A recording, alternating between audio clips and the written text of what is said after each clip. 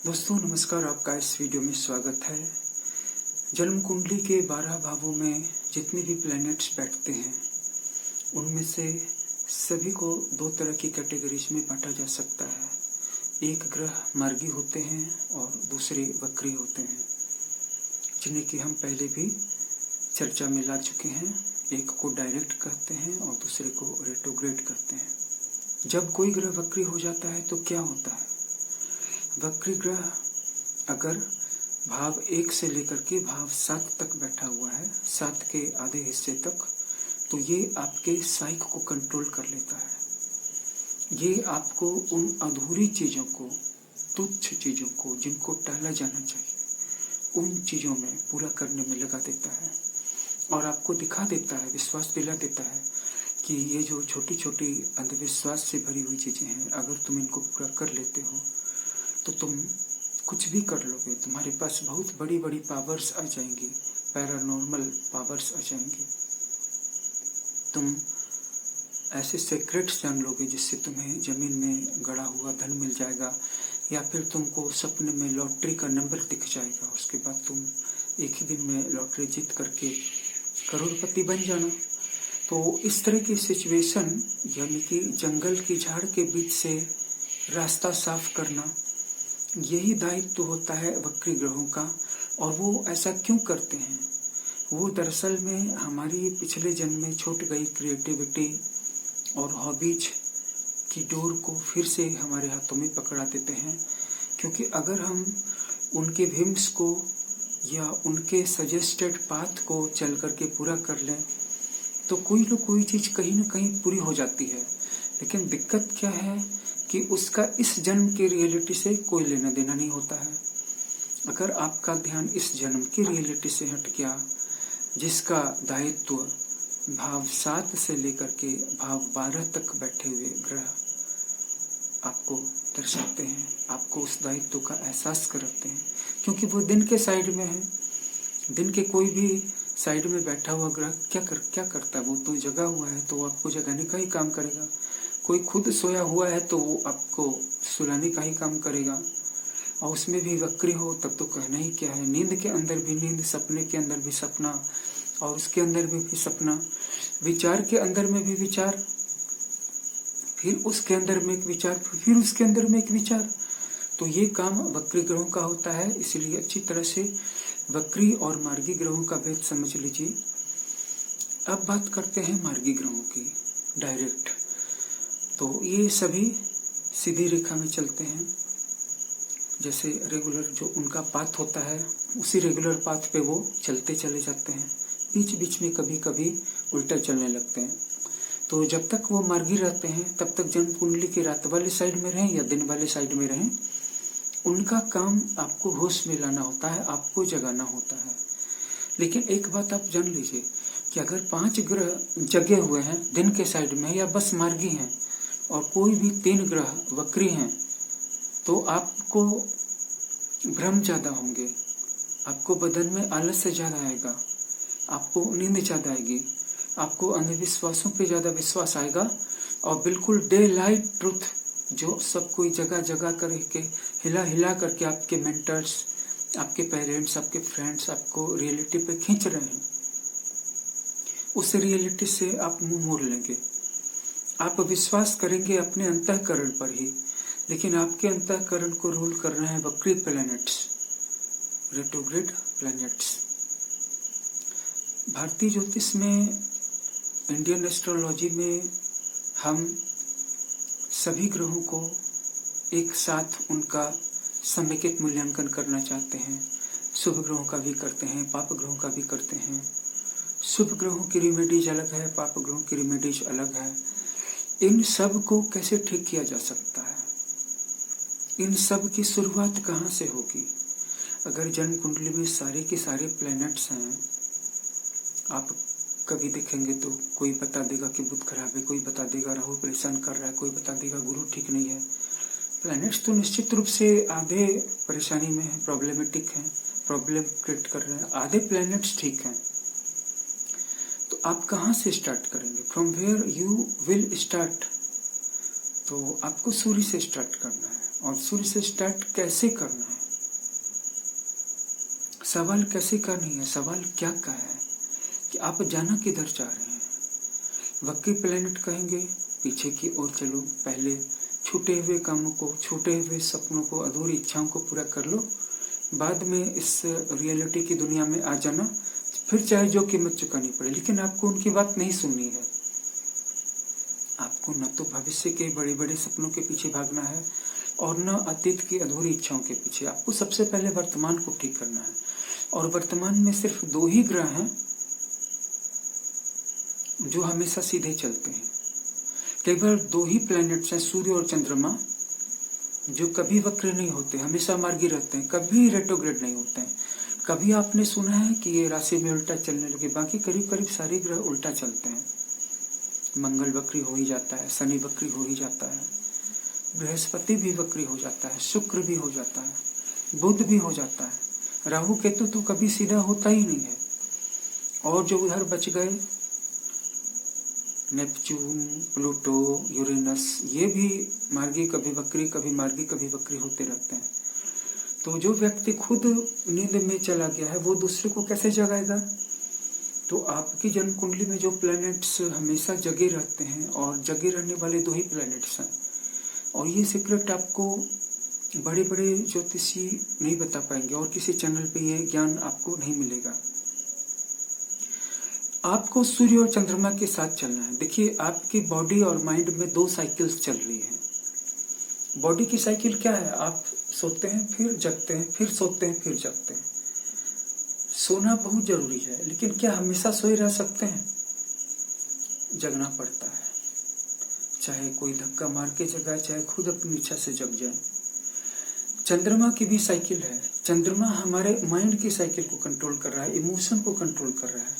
मन से भी, भावनाओं से भी कभी कभी हम सो जाते हैं। जैसे जब हम इनसेंसिटिव हो गए, जब दूसरों की भावनाओं के प्रति हमने देखना बंद कर दिया, अनुभव करना बंद कर दिया, तो कुछ दिनों के लिए हम सो गए। फिर थोड़े दिनों के बाद साइकिल बदला, चक्र उठा, अब हम जाग गए। अब हम दूसरे लोगों के कष्टों के प्रति, सुख दुख के प्रति संवेदनशील हो गए। उनके बिना कहे भी हम उनके सुख को और दुख को समझने लगे। मन से समझ गए, आंखों से समझ गए, सुन के समझ गए, और फिर सो गए। फिर सो गए। अब कोई चिल्ला चिल्ला करके डोरबेल बजा रहा है, घंटा बजा रहा है, कान में चिल्ला रहा है, अपने कष्ट को सुना रहा है, लेकिन हम उसके कष्ट को सुन ही नहीं रहे। ऐसा नहीं है कि हम जानबूझ के कर रहे हैं, उस वक्त हम सोए हुए हैं भावनात्मक रूप से। एक सोया हुआ व्यक्ति कैसे सुन सकता है? एक सोया हुआ व्यक्ति आपकी कोई मदद कैसे कर सकता है? तो सूर्य और चंद्रमा जब जग जाए, आप जग जाइए, थोड़ा पहले जग जाइए। मतलब सूर्योदय से पहले उठ जाइए और रात में टाइम पर ही सो जाइए। तो आपका सूर्य अपने आप आपके साथ चलने लगेगा, आपकी मदद करने लगेगा।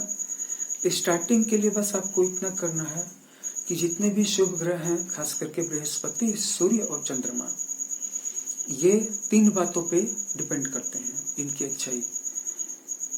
झूठ नहीं बोले, दिन में वो काम न करें जो दिन में नहीं करना चाहिए, जो रात में करना चाहिए उसे दिन में न करें। बाकी आप खुद ही समझदार हैं। तीसरी चीज, जिस दिन बाल नाखून नहीं काटने हो उस दिन बाल और नाखून नहीं काटें। मात्र इन 3 चीजों का पालन करें और बड़ों का आदर करें। बस बड़ों का असम्मान न करें, माता पिता गुरु का असम्मान न करें। अगर सम्मान नहीं कर पा रहे हो तो भी चलेगा, अपमान तो नहीं करें। और उसमें भी उस रिश्ते का अगर आपने अपमान कर दिया, एक दिन के अपमान से आपका ये पूरा का पूरा जन्म खराब हो सकता है। और फिर अगर एक बार और आपने अपमान कर दिया तो आपका उस एक अपमान में पूरा का पूरा अगला जन्म 70-80% से ज्यादा खराब हो सकता है। फिर आपको बनाने में टाइम लग जाएगा। बिगड़े हुए को बनाना आसान बात नहीं है। लेकिन होता क्या है कि कभी कभी पाप ग्रहों के संचार के कारण हम गुस्से में आ जाते हैं और गुस्से में किसी को नहीं पहचानते हैं। लेकिन इस व्यक्ति पर काबू करना ही मानवता है। बाकी तो जानवर भी गुस्से में आ जाते हैं और सींग से मार देते हैं या कुत्ते दांत से काट लेते हैं। आप में और में अंतर क्या रहा? सुबह सूर्योदय से पहले उठिए, सूर्य का दर्शन कीजिए, नहाने के बाद सूर्य को जल से अर्घ्य दीजिए, झूठ नहीं बोलिए, हर दिन मांसाहार नहीं कीजिए। किसी दिन तो ऐसा जरूर होना चाहिए जिस दिन कि आपको मांसाहार नहीं करना चाहिए, चाहे वो रविवार हो गुरुवार हो। दिन को वो काम नहीं कीजिए जो दिन को नहीं करना चाहिए। ज्यादा नींद बिंद में जाने की जरूरत नहीं है। और बात आ गई चंद्रमा की, तो चंद्रमा कब जागता है? दयालुता से जागता है, नेकी से जागता है। क्या आप थोड़ी सी भलाई कर सकते हैं? आप अपनी गाड़ी से कहीं जा रहे थे, कोई व्यक्ति कोई मित्र मिल गया, उस रोक करके उसे थोड़ा सा लिफ्ट दे सकते हैं? कोई बूढ़ा व्यक्ति ट्रैफिक पार नहीं कर पा रहा था, आप उस बूढ़े व्यक्ति को का हाथ पकड़ करके सड़क पार करा सकते हैं? बीमारों की सेवा कर सकते हैं, भूखों को भोजन दे सकते हैं, अशिक्षित बच्चों को पढ़ा सकते हैं।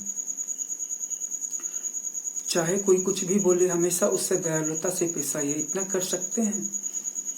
सबसे अच्छे से बात कीजिए, सबसे प्रेम से, स्नेह से, आत्मीयता से, मित्रता पूर्वक ही व्यवहार कीजिए। चंद्रमा ठीक हो जाएगा, आप जाग जाएंगे। चंद्रमा के जागने और सोने का कोई नियम नहीं है। आपके अंदर में एक साइकिल है, आपके बॉडी, माइंड और इमोशन में। हमारे शरीर में 3 साइकिल हैं, एक बॉडी की साइकिल है, भौतिक चक्र, दूसरा मन की साइकिल और तीसरा भावनात्मक साइकिल है। एक 36 दिनों का, एक 30 दिनों का है, एक 27 दिनों का। कोई लोग इसे 26 दिन का बताते हैं, कोई 28 दिनों का बताते हैं। थोड़े बहुत अंतर सबके अपने शरीर पे भी डिपेंड करते हैं। बाकी पूर्णमासी के समीप में चंद्रमा काफी जाग जाता है। उस वक्त तक आप अगर किसी की भलाई करेंगे, जब चंद्रमा बड़ा होता है, पूर्णमासी के आसपास होता है, तो आपकी की हुई छोटी सी भलाई आपके कर्म के लेख में बहुत बड़े बड़े पुण्य और धर्मों को लिख देगी। और अमावस्या के आसपास बुराई की संभावना बढ़ जाती है, और तब भी बढ़ जाती है जब आप इमोशनली सोए हुए हों। मतलब आपसे किसी का बुरा हो जाएगा, आपको पता भी नहीं चलेगा। आप कहेंगे कि ट्रिगर हो गया, बट नहीं, आप सोए हुए थे, अनकॉन्शियस सो रहे थे, फिर जागेंगे, जाग करके पछताएंगे भी, रोएंगे भी, लेकिन फिर कुछ दिनों के बाद वही काम करेंगे। तो इसके लिए एक और विकल्प है। वो विकल्प ये है कि अपने मस्तक पे सफेद रंग का चंदन का तिलक लगाएं। इससे आपका गुस्सा शांत रहेगा, और तब भी जब आप इमोशनल साइकिल में सोए हुए रहेंगे, तब भी आपसे गुस्सा नहीं होगा।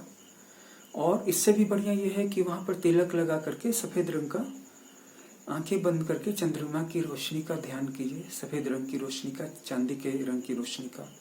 सबसे बढ़िया चंद्रमा का ध्यान करना वहां पे, इस जगह पे। बुरा काम नहीं होगा, गुस्सा नहीं आएगा। कोई कितना भी गुस्सा दिला देगा, गुस्सा नहीं आएगा। दुनिया में लोग ये सीखने की कोशिश कर रहे हैं कि हम ज्यादा से ज्यादा क्रूएल कैसे हो जाएं, ज्यादा से ज्यादा बदमाश कैसे बन जाएं, ज्यादा से ज्यादा क्रूर और घातक कैसे बन जाएं, ताकि लोग हमसे डरें। लेकिन ऐसी चीज को करने से क्या फायदा, जिसका बूमरैंग लौट करके आपके पास आने ही आने वाला है। अभी नहीं आएगा ना, जब तक घड़ा नहीं भरेगा, और फिर जब आएगा तब आपके पास लौटने का विकल्प बंद हो चुका होगा ना। दयालुता को अपनाइए, चंद्रमा की रोशनी का ध्यान कीजिए, और सूर्य को ठीक करने के लिए सूर्योदय से पहले उठ जाइए। झूठ मत बोलिए, साफ सुथरा रहिए, बाहर से भी अंदर से भी। सूर्य को जल का अर्घ्य दीजिए, टाइम पे स्नान कीजिए, दिन में ब्रह्मचर्य का पालन कीजिए, दिन में ब्रह्मचर्य को खंडित मत होने दीजिए। और अपनी पत्नी के प्रति समर्पित रहिए।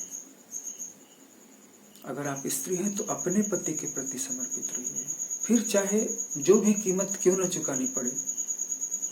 तो इसके बाद धर्म जगेगा, और धर्म जगेगा तो वो चैनल्स खुलेंगे, वो एनर्जी के चैनल्स खुलेंगे, जहां से सभी ग्रहों की कृपा, सभी देवी देवताओं का आशीर्वाद आ सकेगा, अगर आना होगा तो, अगर आना चाहेगा तो।